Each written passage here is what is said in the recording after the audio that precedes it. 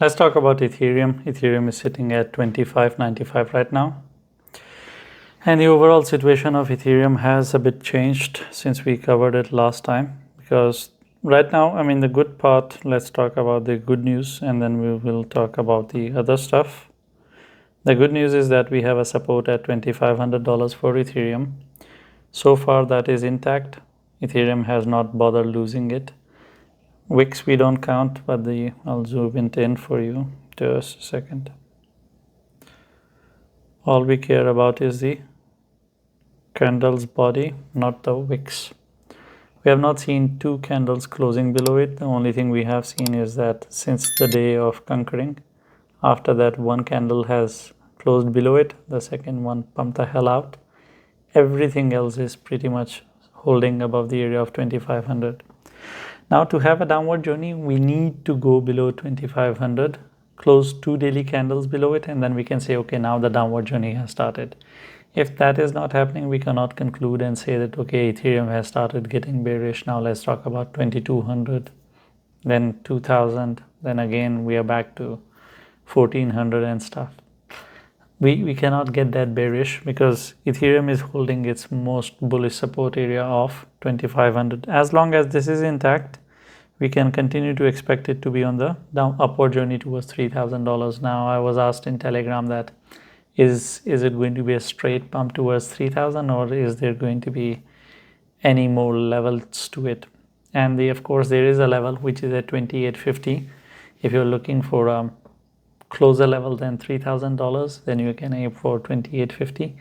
There is a probability that Ethereum will go and react to it a bit before it goes and hits the $3,000. But the thing is that as long as 2500 is intact, you can pretty much assume the journey is towards $3,000.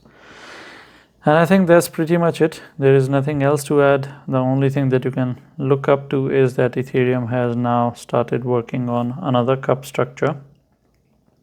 It's a pretty big cup structure, and right now over here this is kind of a handle, but it will take its sweet time to have a cup and handle structure, and then finally it can start shooting up.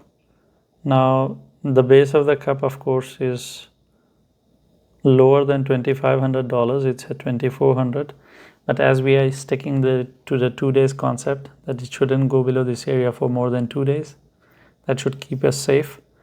So if Ethereum completes the handle and then it starts pumping, on the basis of the size of this cup, this is going to be dramatically massive. I'll tell you how deep it is. What will be the minimum deliverance? So 2700 to 600, that's 3300. First minimum deliverance, and the maximum deliverance is 1850. That's 150 to 2000, that's 700, 850. So 2750 to 850, that's 3550. So maximum deliverance is towards 3500. So it is going to be a crazy pump if it goes and delivers on this cup and handle structure that is in the making. Other than that, I don't see anything else on Ethereum. If it loses 2500, we will get bearish. If it's not, then we can only continue to talk about upward journey.